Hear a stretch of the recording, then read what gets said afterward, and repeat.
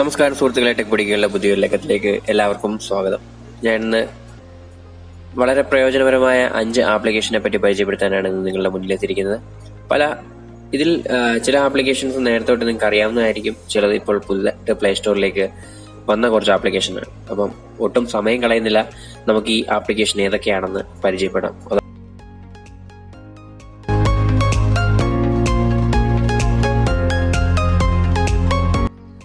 ഒന്നാമത്തെ ആപ്ലിക്കേഷന്റെ പേരാണ് നോട്ടിസേവ്.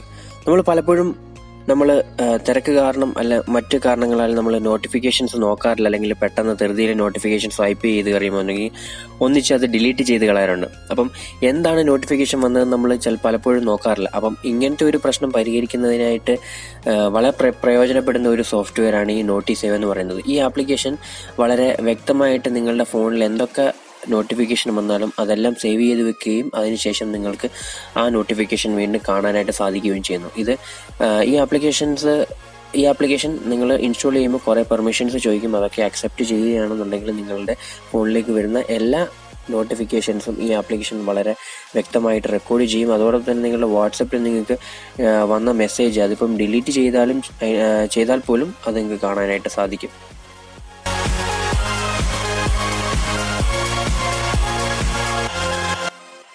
രണ്ടാമത്തെ ആപ്ലിക്കേഷന്റെ പേരാണ് ഇംഗ്ലി പ്ലെയർ.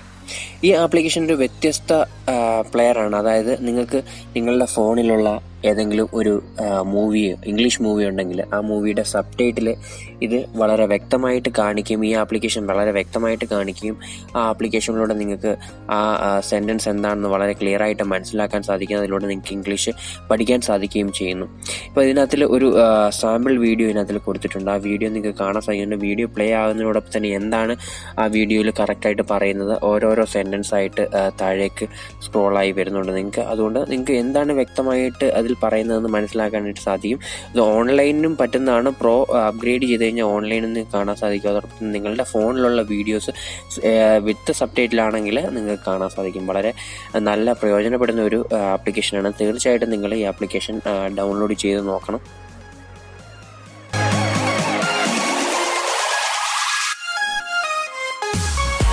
മൂന്നാമത്തെ ആപ്ലിക്കേഷന്റെ പേരാണ് നയാഗ്ര ലോഞ്ചർ എന്നാണ് ഈ ആപ്ലിക്കേഷന്റെ പേര്. ഈ ആപ്ലിക്കേഷൻ വളരെ നല്ലൊരു ലോഞ്ചറാണ്. അതായത് വളരെ വ്യത്യസ്തപരമായ ഒരു ലോഞ്ചറാണ്. ഇതിന്റെ ഇന്റർഫേസ് എന്ന് പറയുന്നത് നല്ല നിങ്ങൾക്കൊരു വളരെ നല്ലൊരു ഈസി ഹാൻഡി ആയിട്ടുള്ള ഒരു ലോഞ്ചറാണ്. അതായത് ഈ ലോഞ്ചർ അണ്ടർ ഡെവലപ്മെന്റ് പ്രോസസ്സിലാണെങ്കിൽ പോലും ലേറ്റസ്റ്റ് ആയിട്ട് പ്ലേ സ്റ്റോറിലേക്ക് വന്ന ഒരു ലോഞ്ചറാണ്.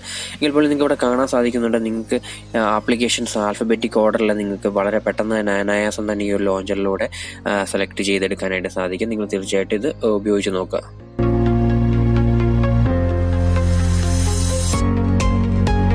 അടുത്ത ആപ്ലിക്കേഷന്റെ പേരാണ് ടോർ ബ്രൗസർ. ഇത് നിങ്ങളുടെ സാധാരണ ബ്രൗസറെ പോലെ ഉള്ള ഒരു ബ്രൗസർ അല്ല, വളരെ പ്രത്യേകതകളുള്ള ഒരു ബ്രൗസറാണ്. മൊസില്ല ഫയർഫോക്സ് എല്ലാവർക്കും അറിയാവുന്ന ഒരു ഫ്രീ ബ്രൗസറാണ്. അതിൻ്റെ തന്നെ ഒരു പ്രത്യേകതരം ബ്രൗസറാണ് ടോർ ബ്രൗസർ എന്ന് പറയുന്നത്. അതിൽ ഒട്ടനേകം ഫീച്ചറുകളുണ്ട്. നിങ്ങൾക്ക് അറിയാത്ത അല്ലെങ്കിൽ നിങ്ങളുടെ സാധാരണ ബ്രൗസറിലുള്ള ഇല്ലാത്ത ഒട്ടനേകം ഫീച്ചറുകൾ ഈ ബ്രൗസറിലുണ്ട്. അതോടൊപ്പം തന്നെ ഇതിനകത്തിൽ ബിൽറ്റ് ഇൻ ആയിട്ടൊരു പ്രോക്സി ഉണ്ട്. അതായത് അത് ഉപയോഗിച്ച് നിങ്ങൾക്ക് നിങ്ങളുടെ ബ്ലോഗ്ഡ് ആയിട്ടുള്ള വെബ്സൈറ്റുകളൊക്കെ സന്ദർശിക്കാനായിട്ട് സാധിക്കുമെന്നുള്ളതാണ് ഇതിൻ്റെ ഏറ്റവും പ്രധാനപ്പെട്ട ഒരു ഫീച്ചർ എന്ന് പറയുന്നത്. അതുപോലെ ഒരുപാട് ഫീച്ചറുകൾ നിങ്ങൾക്ക് ഈ ആപ്ലിക്കേഷനിൽ അല്ലെങ്കിൽ ഈ ഒരു ബ്രൗസറിൽ കാണാനായിട്ട് സാധിക്കും. നിങ്ങൾ തീർച്ചയായിട്ടും ഈ ആപ്ലിക്കേഷൻ ഡൗൺലോഡ് ചെയ്യണമെന്നാണ് ഞാൻ പറയുന്നത്. അടുത്ത ആപ്ലിക്കേഷനിലേക്ക് നമുക്ക് പോകാം.